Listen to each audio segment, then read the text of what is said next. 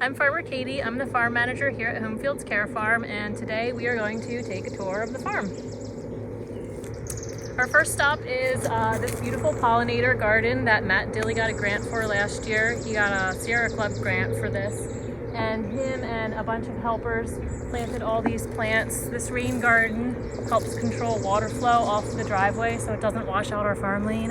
It's also full of awesome beneficial pollinating plants so that we can help attract bees and butterflies and have them help with pollination. This is our Propagation Greenhouse where we start all of our seedlings. Let's take a look.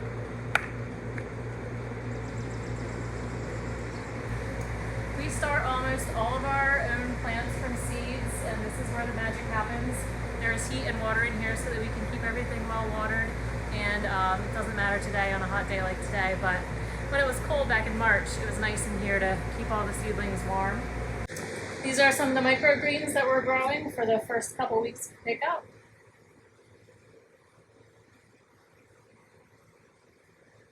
This is our second greenhouse where we grow crops under cover. This is good for getting things early in the season. Ones that want to be warm, we can start them a little bit earlier. This year we have cucumbers in here. These were planted about 2 weeks ago, and they are just starting out their life. This is our pick your own field. This field is full of herbs, and it will also have cut flowers for bouquets in it. It'll have some specialty produce like cherry tomatoes and hot peppers. So far we've got some perennial herbs that these will be ready for the first week of pickup. And you can see sunflowers and zinnias that we have planted. A little further down in the field we also have our the first round of cherry tomatoes in, but there will be lots more coming. This field will fill up before you know it.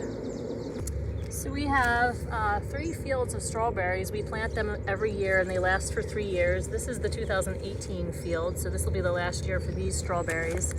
Strawberries come with our shares. They are pick your own items, so our shareholders can bring their families out to the fields and pick their own strawberries.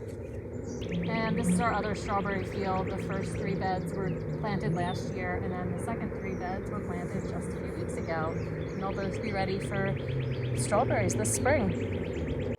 This field has peas in it. The peas and the edamame are fenced in with electric fence because the deer think both of those things are really tasty, and we want to save them for our shareholders and not feed the deer so much. So after the peas, we also have onions and scallions in this field, and they don't need to be fenced in, but just with my crop rotation, that's where they ended up in the field. So they're in the fence even though they don't really need to be. We plant the onions in plastic and we put row cover down in the pathways because onions they don't really compete with weeds easily. So this is a good way for us to really be sure we can keep a lot of the weeds down so the onions have the best chance of success.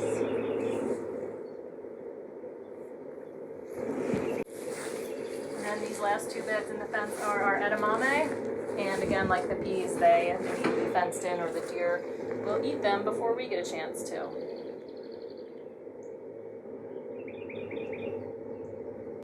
Our garlic. This was started or planted from cloves back in October and November, and we'll be harvesting scapes from this probably in the next week or 2, and then the garlic will be harvested in July. In this field we have beans. We are going to put them under row cover to protect them from the deer, but we just haven't gotten it on yet. We wanted to give them a chance to germinate. Have germinated and they're looking great, so we'll have beans soon.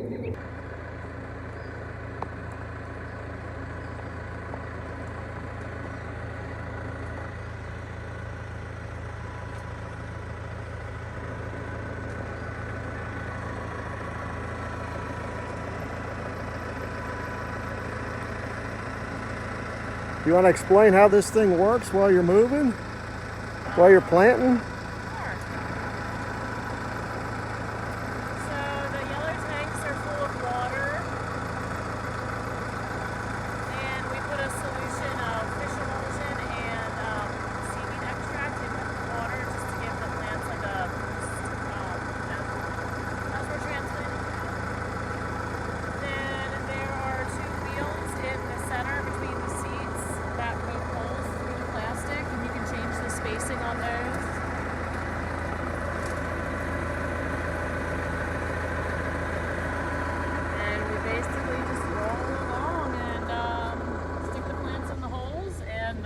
get full of water.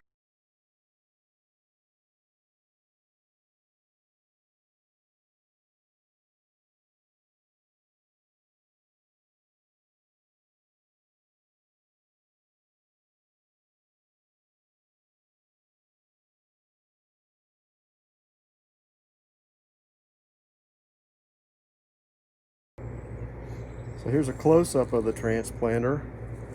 Those are the wheels that Farmer Katie was talking about. You punch a hole in the plastic,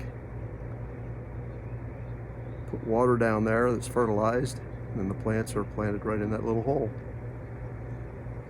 These are the trays where we keep the plants that are being planted. There's the big orange Kubota with the big water tanks on them.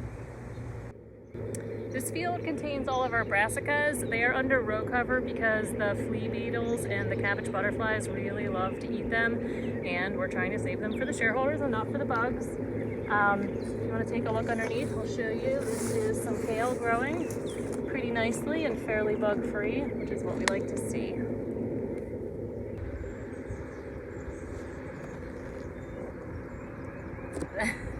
This is our potato field. We have, I think, about 6 varieties of potatoes planted, including red Pontiacs and Yukon Golds, some russets, all the favorites. And we will go through with the tractor as the potatoes grow and hill them up so that the growing potatoes have more soil and more room to expand.